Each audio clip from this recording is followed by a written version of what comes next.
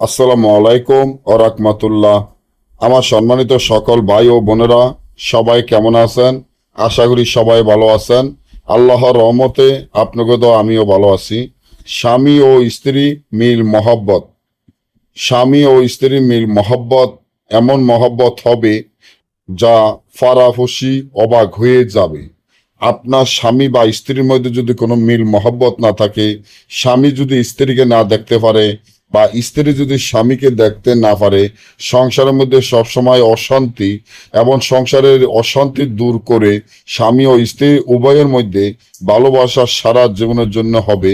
একজন অপরজনের সারা এক মুহূর্ত থাকতে পারবো না, কারণ সংসারে অশান্তি হইলে দুনিয়াটাই মনে হয় অশান্তি।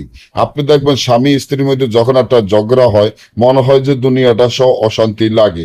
তো এই স্বামী ও স্ত্রীর মধ্যে যদি ভালোবাসা না থাকে, মিল মহব্বত না থাকে, তাহলে এই তাবিজের মাধ্যমে স্বামী ও স্ত্রীর মধ্যে গভীর ভালোবাসা সৃষ্টি হবে।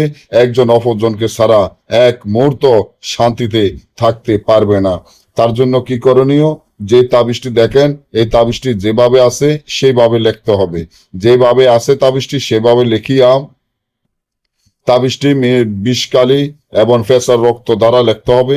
তাবিজের নিচনে স্বামীর নাম, স্বামীর পিতার নাম, স্ত্রীর নাম, স্ত্রীর মায়ের নাম লিখিয়া তাবিজটি ব্যবহার করলে সারা জীবনের জন্য স্বামী ও স্ত্রীর মধ্যে ভালোবাসা সৃষ্টি হবে।